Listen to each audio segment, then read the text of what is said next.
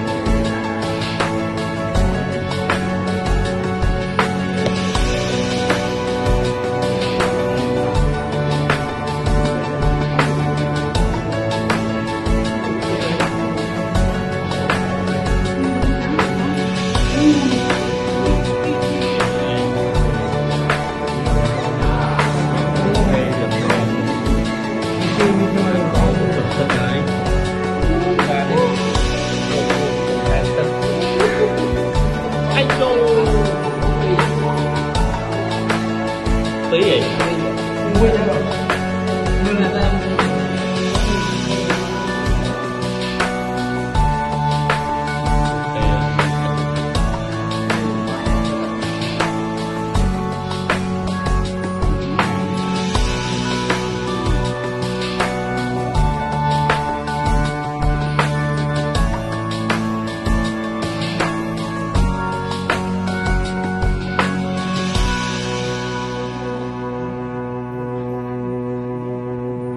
Để cho nó còn ngớ về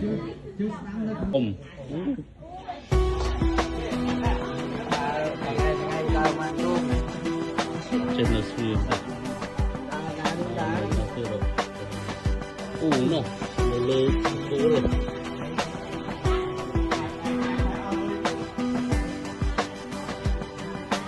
lại cái đi xa ra đi.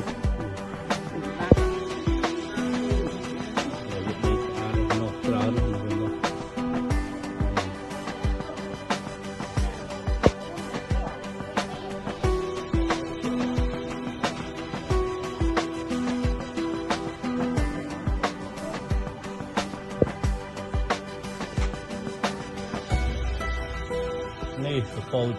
để vào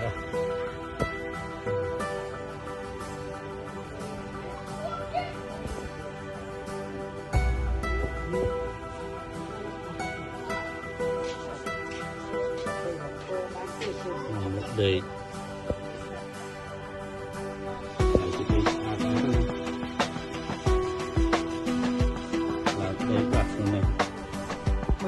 đây mà mơ cuồng rồi đó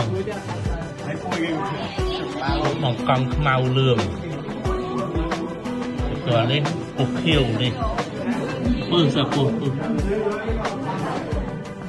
chó mà cái cuộc sai câu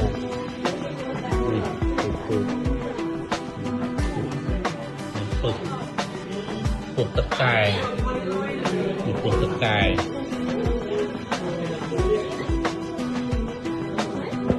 này vừa trong tôi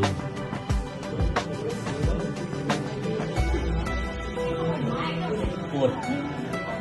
bà lên lời lơ này lời tật lời trao này ô vậy đấy đấy tờ rồi mùi món này ui đã tự sạp đi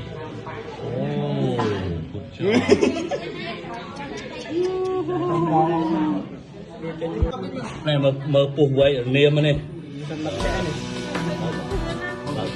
bảo vệ nha có bảo vệ nha ôi ai ngao điên con coi gì cô ấy là cô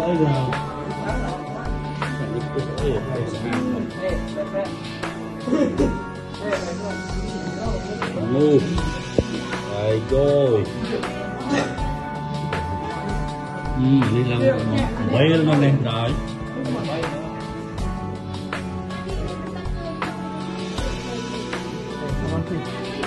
come on please nhông mà tụi này mà lên đây màu luôn wow luôn và lâu sau nữa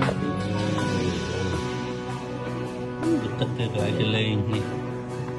hàng đi